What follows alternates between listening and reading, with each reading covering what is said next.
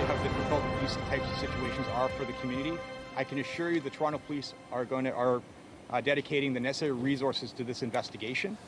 An investigation is ongoing following a fatal shooting in the city's East End. A woman in her 30s is dead and a man in his 20s is in custody. Good afternoon. The deadly shooting happened just before 7 last night. Police say it appears the woman was targeted and there is no threat to public safety. CTV's Beth McDonnell has been following the investigation. She joins us live with more. Beth. Michelle, homicide investigators are working on this case. Last night, several neighbors told me they heard a noise and concerned they decided to come outside and see what was going on. A Toronto police officer enters the home one day after a shooting claimed the life of a woman in her 30s. We thought it was a tire pop. The gun violence taking place shortly before 7 Sunday night. This is in the East End on Jones near Hunter, a few blocks south of Danforth. We looked outside and we saw someone lying on the ground with somebody else sort of running around yelling. And so we called 911.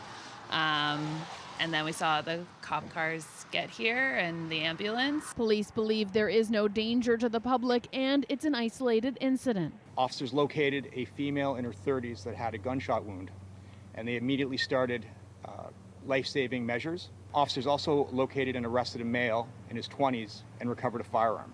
The female victim was transported to a local trauma center, but unfortunately she succumbed to her injuries and was pronounced deceased. Two neighbors tell CTV News the home where the officers are investigating is a halfway house, but haven't had any problems with the place in the years they've been living nearby. It's a surprise to have it happen in this neighborhood. We're a really close-knit community, so for something like this to happen is scary and sad. Police say they've reached out to community partners with Safe TO to make sure they are aware and can provide support in the area. Police haven't released the names of either the woman who was killed or the man who was arrested. Police say they were known to each other and believe they were in a relationship. Reporting live on Jones, I'm Beth McDonnell. Michelle and Nathan, back to you. Thank you, Beth. And police are investigating a fatal shooting in North York early this morning. A man was found outside a home near Allen Road shortly after 4 a.m. CP24's Courtney Heels has the details. Toronto police now investigating the city's latest homicide. They were called to this residential street at about 4 o'clock in the morning over reports of a shooting. They confirmed when they arrived, they found the victim, a man, in the driveway of one of the homes along the street here. They say that man had gunshot wounds. He was without vital signs, and he was pronounced dead here at the scene. Now, what's not clear are the circumstances surrounding this homicide. We don't know if there was some sort of disagreement, if this man was targeted. Still a lot of questions, and that is the focus for Toronto police this afternoon. At this time, they are talking to neighbors. They're talking to anybody who maybe heard something or saw something. We've also talked to some residents, and many of them just tell me they're really, really shocked to see this police presence along their street. First thing this morning, the residents are telling me they also didn't hear anything. They just can't believe this has happened. We are in touch with Toronto police to see if they have any update on this homicide investigation. They say an update is coming, but at this time there's no information yet on a possible suspect or a description of a suspect. Over to you. CP24's Courtney Heels, and we've since learned police will be providing an update on the shooting at 1 this afternoon. An elderly man is fighting for his life in hospital following a single vehicle crash in Scarborough. This happened shortly after 8 a.m. in the area of Military Trail and Ellesmere Road. Police say the driver, a man in his 70s, collided with a tree. He was rushed to hospital without vital signs and remains there in critical condition. The cause of this collision is under investigation. And police are asking for your help finding a suspect in a forcible confinement investigation.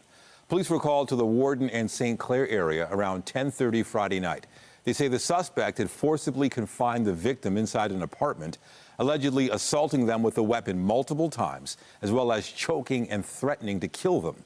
The suspect, who police have identified as 26-year-old Phoenix McCrae-Terrian, left the area before police arrived. The suspect and victim are known to each other. McCrae-Terrian is facing numerous charges, including forcible confinement and assault with a weapon. Police are asking anyone with information to come forward. No injuries have been reported following a fire at a home in Peterborough this morning. Emergency crews were called to the home on Whitfield Road near Atchison Road just before 7 a.m. for reports of a fire. The flames began in the garage and eventually spread to the rest of the home. Fire officials say everyone made it out safely. The cause of this fire is now under investigation. Still to come, rebels have swept to power in Syria, ousting dictator Bashar al-Assad over the weekend. We'll have more on what this means for the Middle East a little later in the show. The union representing 33 workers at a downtown supervised consumption site that is set to close say the city is planning to cut the jobs despite a directive from the Board of Health. The Works is one of 10 supervised consumption sites the Ford government has ordered to close by the end of March. It's the result of new legislation aimed at closing sites the government says are too close to schools or daycares. QP Local 79 says the city eliminating the positions goes against a directive from the Toronto Board of Health, which instructed Toronto Public Health to include funding for the positions in its 2025 budget. We're calling on the city to immediately rescind these layoffs and honor the Board of Health's directive to maintain funding for these positions and allow them to perform duties within what is allowed under provincial law. To the city, we say, show the leadership that Toronto residents expect and deserve. Advocate for harm reduction services. Advocate for the workers who make these services possible. Recognize the service these workers have performed and let them keep their jobs. QP says 33 impacted workers include 4 permanent community health officers along with 29 temporary harm reduction counselors. There's some changes to subway service this week. Beginning tonight, subway service on Line 1 will end at 11 p.m. through to Friday between St. Clair and Shepherd Yonge stations. The disruption will allow for track work to be completed. Shuttle buses will be running, stopping at all stations along the route.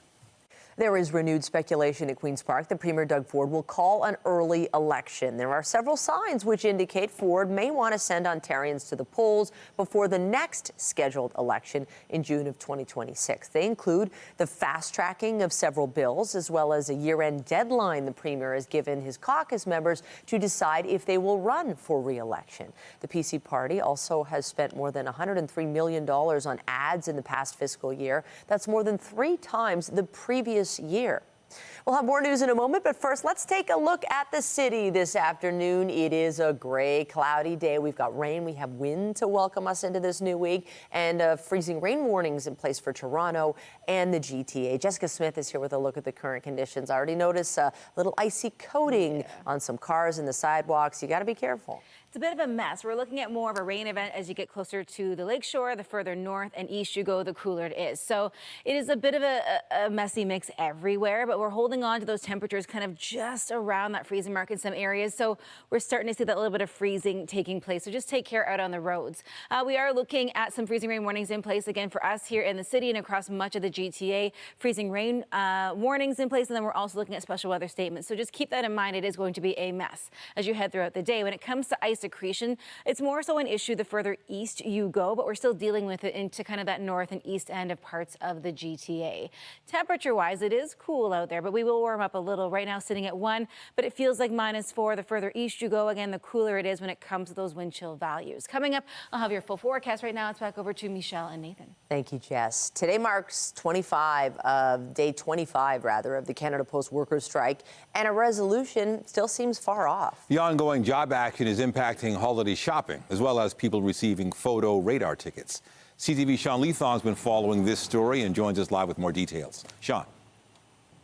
Well, Nathan and Michelle, you can see the workers from CUPW picketing still here outside the South Central Station on Eastern Avenue, as they have been for, as you say, 25 days now. And as you mentioned off the top, how that's affecting photo radar in the city of Toronto is the fact that the city has up until 23 days to distribute tickets that are collected through photo radar. So since we are beyond that, the city said that the average of 1,200 tickets per day can't actually be sent out. Now, the photo radar is still working, so if you're driving in one of those areas, they may actually have been affecting you, but they haven't been able to distribute the tickets in time, the proper time to notify anybody that there has been an infraction. Obviously, if there is an end to the strike, anybody who's been caught up within that time will get their ticket.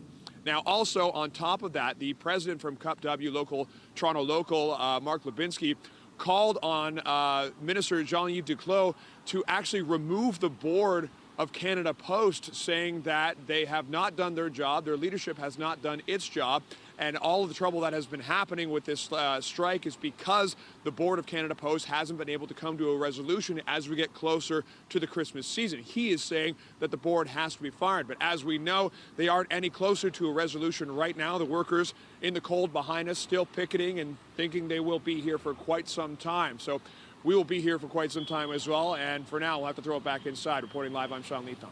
All right, thank you, Sean. U.S. President-elect Donald Trump has reiterated his tariff threats on Canadian and Mexican goods. Canadian leaders are continuing to work on potential responses. CTV's Colton Prale reports. Pierre Poilievre says his team is putting Canada first in the fight against Donald Trump's tariffs. Every single Conservative would tell every single American that a tariff on Canada is a bad idea. This weekend, Conservative MP Jamil Jivani met with Vice President-elect J.D. Vance in Washington. But Jivani didn't confirm if they talked tariffs at the dinner. In a statement writing, the Vice President-elect knows my views on these matters well. I've shared feedback from Canadian businesses and workers about the impact tariffs would have on our economy. Poilievre says he hasn't talked to anyone in the Trump administration on the issue. And who are you reaching out to? I haven't. Trump railed against his country's trade deficit with Canada, border security, and called tariffs a powerful political tool that he loved. We're subsidizing Canada to the tune of over $100 billion a year.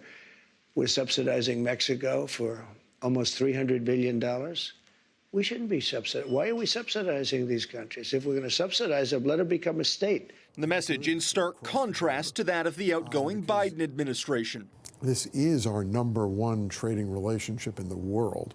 It is a trading relationship that is the envy of the world. And the last thing you want to do is to put things in place that make it harder. Meanwhile, new polling shows 63% of Canadians at least partially believe Trump's tariff threats. Donald Trump operates in a disruptive manner. That's how he tries to gain the upper advantage when it comes to negotiations and stuff like this. The big issue here is uncertainty. We're learning more about François Legault's meeting with Donald Trump in Paris yesterday. The Quebec Premier and U.S. President-elect talked tariffs and border issues.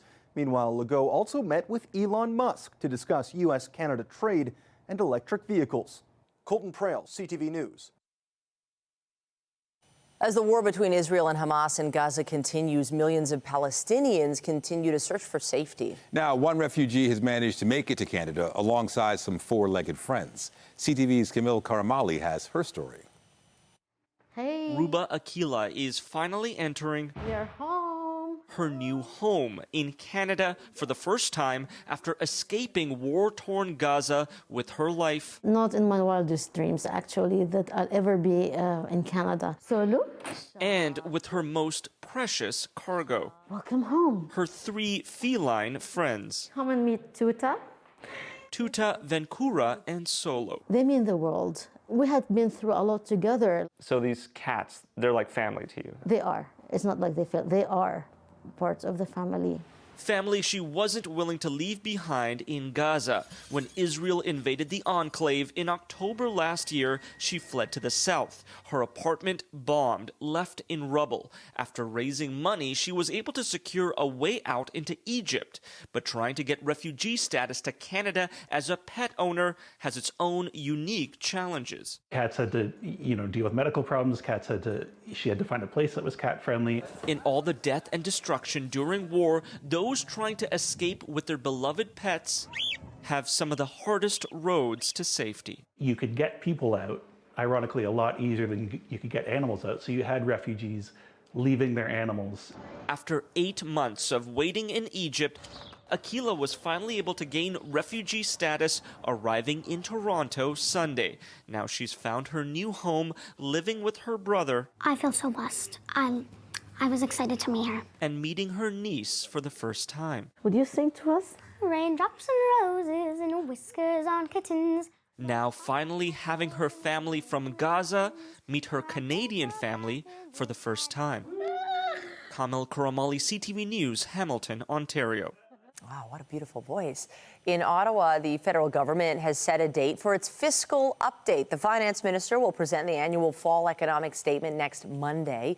Chrystia Freeland says she's looking forward to presenting the next steps in the government's plan to deliver what she calls a good middle-class life for everyone. The finance department says the federal deficit was $13 billion between April and September. That compares to an $8.2 billion deficit over the same period last year. The Trudeau government is facing a third non-confidence vote today put forward by the Conservatives. The Conservative motion uses direct quotes from NDP leader Jagmeet Singh.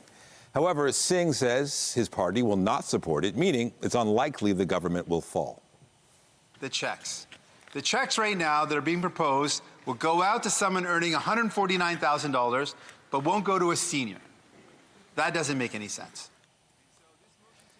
Meanwhile, the House is also set to vote on an NDP motion calling for the expansion of the GST tax break, as well as the eligibility for Canadians to receive a proposed $250 benefit check.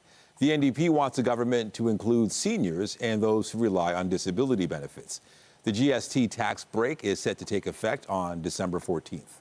The European Union's new defense commissioner says members need to invest hundreds of billions of dollars into military spending to defend against any attack by Russia. We cannot perhaps imagine that we can ask President Putin to delay his plans till we shall be ready. So that's why I'm saying that we need to have some kind of this big bang approach. A number of European leaders have indicated the continent needs to bolster its defenses amid concerns an EU country could be the next target of a Russian invasion. Despite this, Russian President Vladimir Putin says he has no intention of attacking other European countries. However, leaders have noted that Putin offered similar assurances before the invasion of Ukraine in 2022. Syria's political future remains up in the air after rebels ousted the country's longtime dictator, Bashar al-Assad.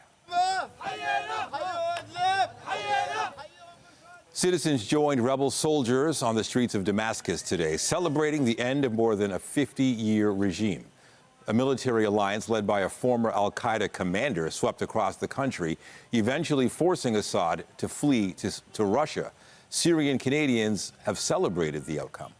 It's amazing. You don't know the joy that we feel. We can't even explain it. It's really special to me. Finally, Syria's free from all the torture they've been in, from 45 years. We are very happy today because we did not sleep. But we do believe this is the right path for a better future. Assad's ouster means the end of a 13-year civil war in Syria, which also sparked a massive refugee crisis.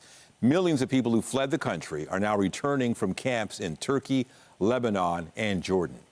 And for more on the situation in Syria, we're joined live by CTV's Scott Hurst.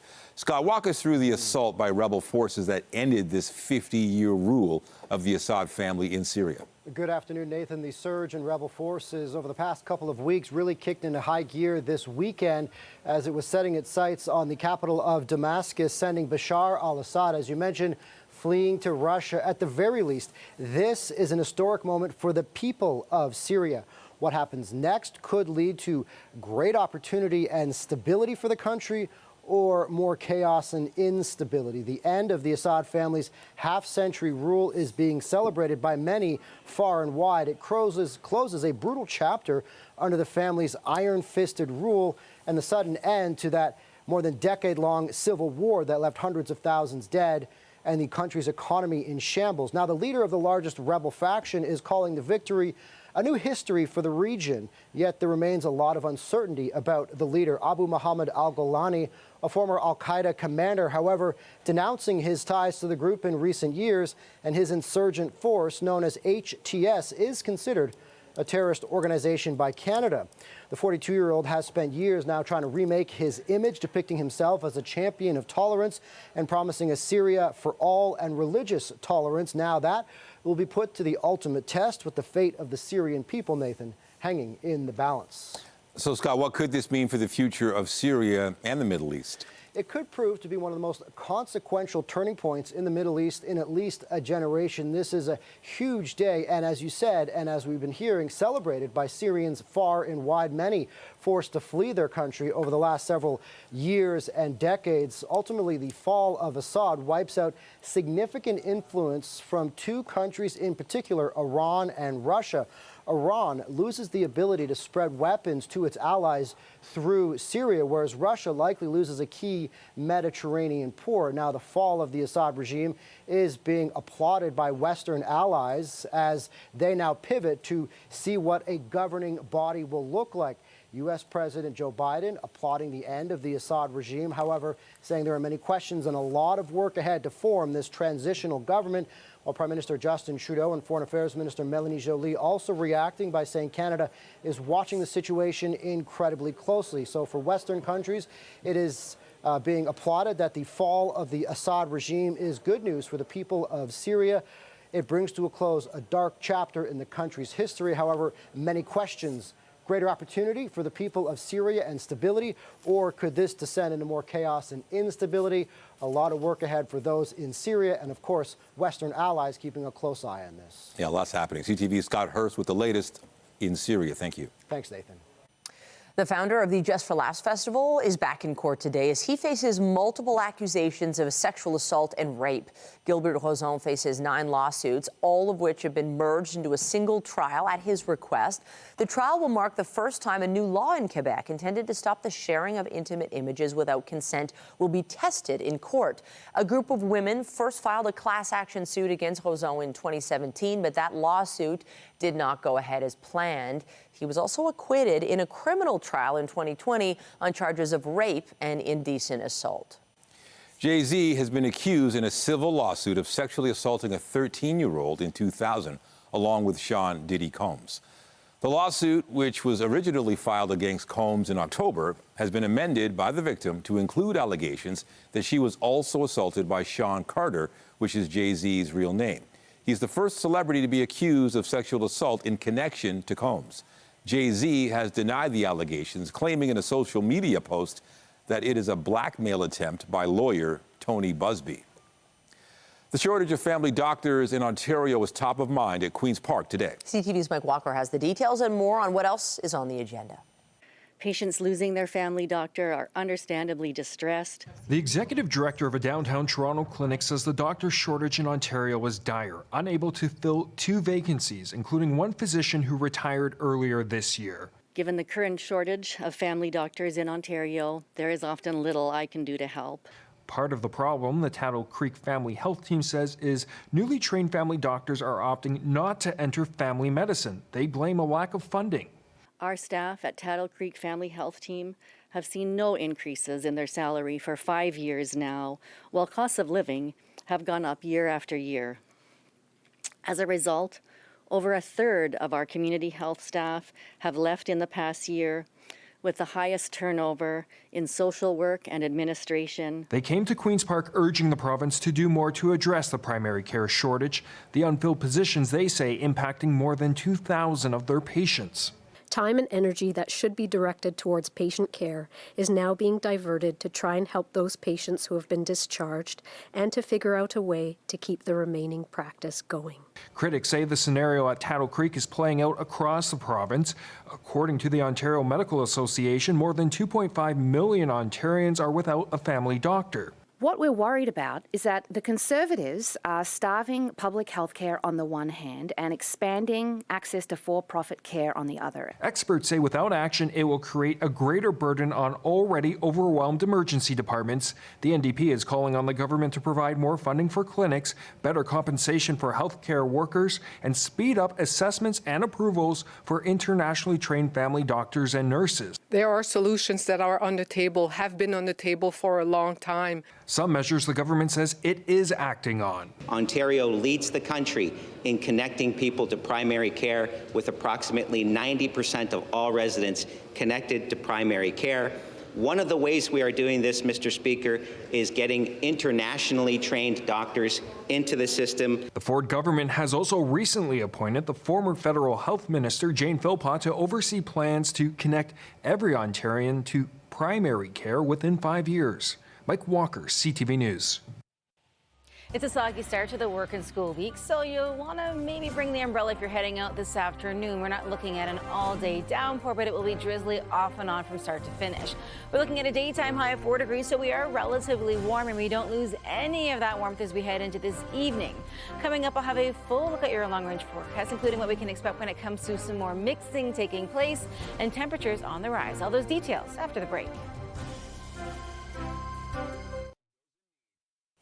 The New York Mets have signed star outfielder Juan Soto to the richest contract in the history of pro sports. Got a steal. Soto, a high fly ball to center. Thomas backing up. Thomas at the track. And Juan Soto! The 26-year-old has reportedly agreed to a 15-year deal worth $765 million. That eclipses the 10-year, $700 million contract signed by LA Dodgers superstar Shohei Ohtani last offseason. Soto had a career-high 41 home runs with the Yankees last season, who lost to the Dodgers in the World Series. The deal reportedly includes an opt-out after 5 seasons. And for more on the Soto deal, we're joined live by TSN's Matt Cause. All right, Matt, so were you expecting a deal this massive?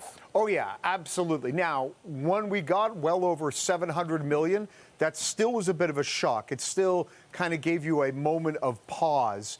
But we've been hearing about this for a while, and the owner of the Mets, Steve Cohen, who's worth, I think, around $20 billion, was not going to allow this to happen, was not going to allow Soto to stay with the Yankees. A couple of years ago, they sort of backed off trying to get Aaron Judge, and they weren't going to make that same mistake again.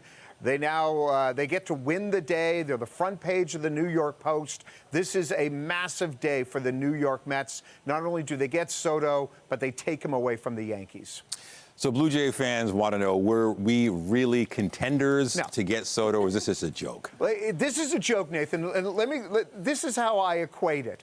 I can say that I am trying to get in great shape and that, I'm going to lose 25 pounds and I'm going to show you my gym membership. So I've done that, but the one thing I didn't do is actually go to the gym.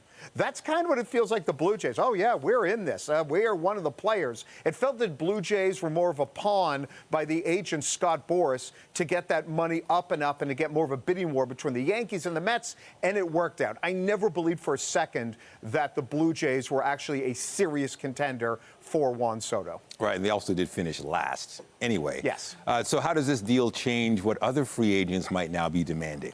Well, it's interesting. You mentioned before Shohei Ohtani clearly underpaid. What I'm looking for is, say, Pete Alonso, one of the best home run hitters. He's a free agent with the Mets. How much more does he go for? Also, what about Teoscar Hernandez, former Toronto Blue Jay, who had a really good year with the Dodgers? I know he's not great defensively, but he's still one of the better hitters. So you've got about 4 or 5 guys who are 30, 31 years old. How much money do they get? Now, they're not going to get close to Soto because the key with Juan Soto, he's 26 years old, and we've seen him be great in the regular season and the postseason. You started by showing that home run against Cleveland, and he helped the Nationals win a World Series back in 2019.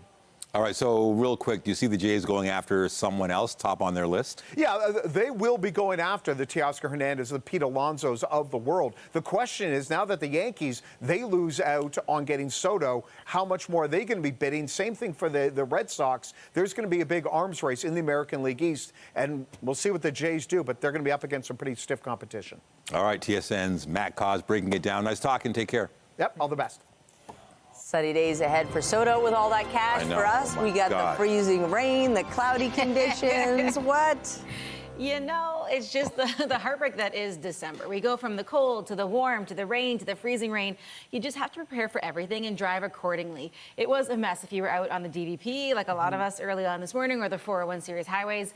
Take your time out on the roads because it's not getting better as we head throughout the day. Weather is brought to you by the Presser Law Firm. Injury lawyers you don't pay unless they win. Now, obviously, a bit of a messy commute for a lot of folks to and from work this morning. It kind of stays the same. We will likely see the freezing rain warning drop a little later on, but overall, temperature-wise, it is above seasonal, which will be beneficial in some ways. We're looking at a really breezy wind right now. It becomes a lot lighter as we head into the afternoon. But right now we're sitting at 1. It feels like -4, much cooler the further east you go. That's where we're looking at the better likelihood of ice accretion being quite a bit higher out there. For us in the GTA, it's areas north of the city or north of the core.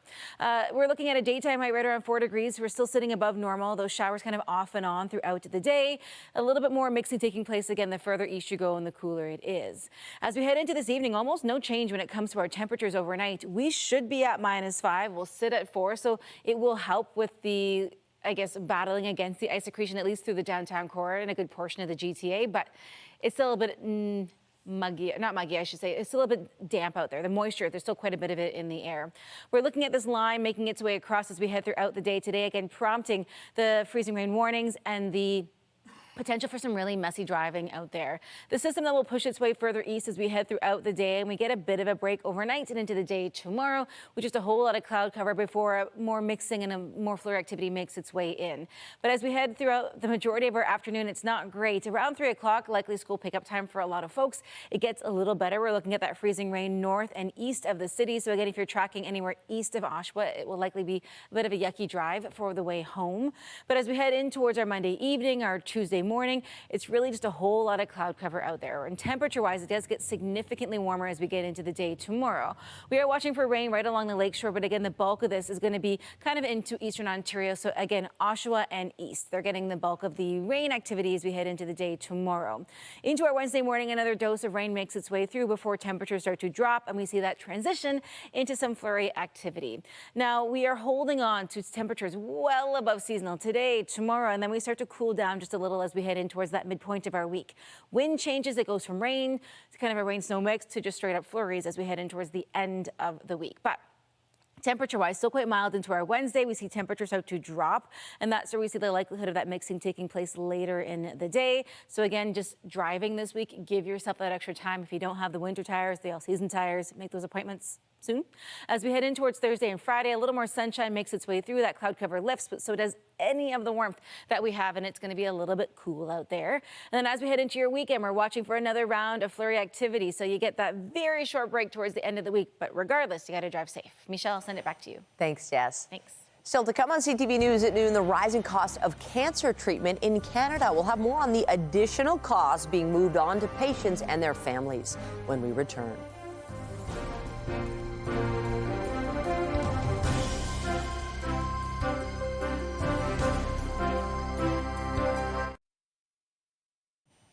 Well, it's no secret newspapers around the world have been losing subscribers and advertising dollars to online competitors. And a new study shows an unexpected effect from that trend.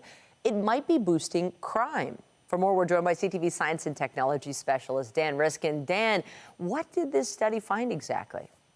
Yeah, it's really interesting because you think of the value of local news to sort of keep a community together, but it has this profound effect, according to this new study, of suppressing crime because people are so worried about being on the cover of the local newspaper or on the 6 o'clock news with Michelle Dubé, right? I mean, it's like every criminal's worst nightmare to be outed like that. And because local news can do such a good job of driving what the conversation is, the finding is that it suppresses crime. So they looked across a bunch of U.S. districts where newspapers went out of business, and they looked at the number of corruption charges that were in federal courts before the newspapers went out of business and after. And they found that when a newspaper disappears from a local community, the number of charges of corruption in federal courts goes up by about 7%. And that's true whether you look at the number of charges or the number of defendants or just the number of cases overall. And so it really supports this idea that when those newspapers are doing their jobs, they're reducing the amount of crime that happens. And the savings to the community of not having to pay for all those prosecutions are in the tens of millions of dollars every year. Local news matters. Dan, and no doubt the news world is changing. And another thing that's changing is the shift to working from home. We certainly have people in our newsroom that work from home. A new study shows, highlights the economic impact of that shift on cities. And what's great is this study included Toronto. So what did they find? Yeah, so there were 118 different cities in the study, and one of them was Toronto. Also, Edmonton and Calgary were also included in this study, but mostly U.S. cities. And what they're following up on is something that happened early in the pandemic where they called it the donut effect, where all the economic activity that had been happening downtown in cities across North America suddenly went out to the suburbs because people weren't going to work downtown. And everyone assumed that this would go back to normal after the pandemic ended. But of course, things have not gone back to normal. A lot of people have decided that they very much like to work from home for at least part of the week. And so even though a lot of people left their downtown core, a lot of people moved away from the downtown, 3/5 of them moved to the suburbs. And so a lot of that economic activity that used to happen downtown is now happening 10, 50 kilometers away from the downtown core. And that persists in cities like New York and Toronto and Chicago and all these other places. And so the very nature of cities is changing. And so what the researchers believe is happening here is that the metropolitan areas themselves are going to stay intact. There still will be a Toronto 50 years from now if this trend continues, but you won't see this bright core where all the economic activity is. You'll see restaurants and clothing stores and other things in the suburbs doing much, much better compared to downtown, and that trend has already begun. That is interesting. Finally, Dan, we've all been there. You're trying to figure out just how much to tip, often with the server watching. Now a new study shows all that pressure might not be good for business. How so? Yeah, it's good for the server and bad for the business. And so what they find is, this is a big study looking at a whole bunch of different variables, but one of the most interesting pieces of it was they looked at how much people tend to tip when it's the handheld device that the server hands to you, and they can see how much you tip, and you hand it back to them, and we have to give them the look of shame or the look of pride, depending on how much you tipped. But you have that interaction of awkwardness. And then the other alternative would be the kiosk that is at the desk that you turn around and you push a button, but the person can't see it. And looking at credit card transactions, they could find very clearly that when you have the pressure of being watched, you do tip more. You tip on average. The average tip goes from 16% up 1% to 17%. So it is a little bit better for the server. But when you have that added pressure and you're watched, you become 25% less likely to ever go back to that store again. And that, I think, is really a very important statistic for store owners, for restaurant owners, for bar owners, that when that pressure exists during tipping, it's a real turnoff for the customer. They're also less likely to recommend that place to their friends. Something to keep in mind. CTV science and tech expert Dan Riskin, thanks. Thanks a lot. Take care. A new report suggests a significant portion of the cost for cancer treatment is being placed on patients and their caregivers. The Canadian Cancer Statistics Report finds patients and families bear 20% of Canada's total cancer costs. That amounts to about $7.5 billion this year alone. The burden is often greater in lower-income households, as they may have less health coverage. Those living in rural and remote communities may also face higher costs for travel and necessary care. Taylor Swift wrapped up her Eras tour in Vancouver last night. Oh, we've got to go back to Canada. And so here we are in beautiful Vancouver. Swift played the final show of her tour to a sold-out crowd at BC Place. The pop star began the tour in Arizona all the way back in March of 2023 and performed nearly 150 shows in dozens of countries. Her next move remains unknown, and she did not make any announcements following the end of her Eras tour, which is, by the way, the highest-grossing music tour ever. The Golden Globe nominees have been announced, and musical Emilia Perez leads with 10 nominations.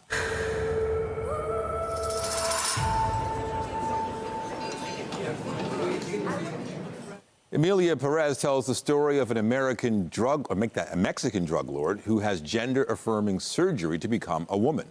Other nominees include The Brutalist with 7, Conclave with 6, while Honora and The Substance secured 5 each. The winners will be announced January 5th. Moana 2 continue to make waves at the box office this weekend. Setting foot on its sands would break the curse, bring our people together again. I know what I have to do. Disney's animated musical sequel remained on top with $52 million U.S. in ticket sales across North America. Wicked is still defying gravity in the runner-up spot, adding nearly $35 million to its total domestic box office. And Gladiator 2 held on to its spot on the podium in third with $12.5 million in sales. Still to come, a deal may be brewing that would see the acquisition of one of the world's most popular chocolate brands. Details after the break. Get Toronto's top stories, breaking news alerts, and watch live. Download the CTV News app. A surge in gold miners helped lift Canadian stocks to record high this morning. Andrew Bell of BNN Bloomberg brings us the latest in business. Hello there. Here are your business headlines. Toronto's composite stock index jumped to a new high today, boosted by gold miners. Gold hit its highest in 2 weeks after a report that China's central bank has resumed buying bullion. Meanwhile, there was said to be buying fueled by uncertainty over the Middle East after the president of Syria, Bashar al-Assad, was ousted. Canadian Western Bank got round to explaining why it's delaying the release of fourth quarter results. That holdup pushed the stock down on Friday. The bank said it received a lawsuit that required investigation. Canadian Western Bank said that the delay will not affect its takeover by National Bank of Canada. And finally, the global snack and candy market may be becoming even more concentrated. Bloomberg says Mondelez, which owns Toblerone and Cadbury, plans a takeover bid for the U.S. chocolate maker Hershey. Hershey shares jumped more than 10%. That's the latest in business. I'm Andrew Bell of BNN Bloomberg. TikTok asked a U.S. federal appeals court to block the Biden administration from enforcing a law that could lead to a ban on the popular platform. TikTok wants to bar the enforcement until the Supreme Court reviews the case. Under that law, TikTok is required to divest from its China-based parent company or face a ban as soon as next month. A panel of judges last week ruled the law was unconstitutional. If the law is not overturned, both TikTok and its parent company have said the popular app will shut down by mid-January. Coming up, picking out the best Christmas tree. An Eastern Ontario farm is relying on more than 70 years of experience to help people choose the perfect pine.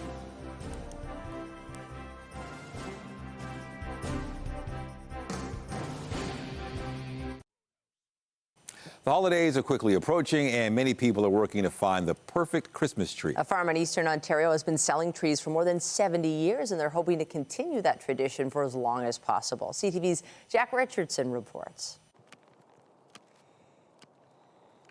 99-year-old Pud Johnston loves this time of year. I'm 99 and going for 100, our 72nd year. Tree farming. For more than 7 decades, he's been selling Christmas trees at the Johnston Brothers Tree Farm, about an hour south of Ottawa. Pud and his late brother Eric started the business back in 1952. But even now, at the age of 99, Pud still has more to give. I think it provided lots of exercise and kept me fit and kept me young. And I wouldn't be 99 years old now if I hadn't been Christmas tree farming. So I think it was a healthy activity. A little bit, and we'll isolate that leader. His son Kerry handles most of the operation these days. He's been cutting trees since he was 8 years old. I know nothing else apart from growing up on a tree farm. It's been a long tradition that we've all worked together for as long as we can remember. And that will continue through my children and hopefully their children. The Johnston Bros Tree Farm prides itself on being a family-owned business, and that's part of the draw for a lot of the families who came on Sunday to pick out their Christmas tree. Lisa Harrow Green has been coming to Johnston's every year since her son Jack was born. We came here our first year with Jack when he was just a baby. And so we make it a tradition to come here every year. For Jackson Trainer, finding a real tree every year is what the holidays are all about. It's just part of the tradition at this point. Something about the smell of a fresh Christmas tree and the process of you come out here and you spend way too long picking the right one. After nearly 3/4 of a century, the Johnstons have built a strong clientele, even though their customers only visit once a year. Generally, our business is steady. It's the same people. They come here because the trees are good. It's a different experience. Jack Richardson, CTV News, Kemptville. So, is your Christmas tree up already? It's up. It smells so lovely. I'm glad I wouldn't want to go get a Christmas tree on a day like today. It's soggy, it's windy, and there's one lone skater in Nathan Phillips Square. Sad. You know what? It's one of those days where if you are dressed properly, it's sort of okay. But, like, to be honest, like, I did not love being outside this morning. But it is going to be warmer, and we're holding on to this warmth as we head throughout the day today, even warmer into the day tomorrow before things shift and we start to cool down a little bit. But if you're selecting a Christmas tree, you're going to want to put on all of the rainproof and, snowproof gear because you're going to need it. This line is going to move pretty quickly as we head throughout the afternoon into eastern Ontario and then southern Quebec. So we'll be done with it soon enough. But I mean, it doesn't help right now. And it's really going to be in place through to the kind of midpoint of our afternoon. The good news, at least, the winds get a little lighter. We're sitting on the positive side, which is helping. But the temperature difference between, say, Windsor and Ottawa is drastic. We're at 10 degrees to Windsor, -6 in Ottawa, and it feels like -15. So it just goes to show you that line can really slice through that warmer air and that colder air. As we head through the next couple of days, we will do a bit of a yo-yo. So we go up to 7 tomorrow. We're kind of holding on just above kind of that seasonal point right through to the end of the week. As that cloud cover lifts, so does any of the warmth that we have as we head through the next couple of days. So that's where the bigger chance for maybe a little bit of a flash freeze takes place as we head in towards the end of the week, especially kind of Wednesday evening into your Thursday. So keep that in mind. Just take your time out there on the roads. And if you're a commuter, just be careful as you head out and about. But it is December after all, so this kind of roller coaster is not unusual. It's just unwelcome sometimes. Yeah, very true. Thank you, Jess. And that is CTV News at noon. Remember, you can get Toronto's breaking news all day long on CP24 and at ctvnewstoronto.ca. For Jessica Smith and all of us here, have a pleasant afternoon. I'm Michelle Dubé. And I'm Nathan Downer. Be sure to join us later for CTV News at 5 and 6. Have a great afternoon.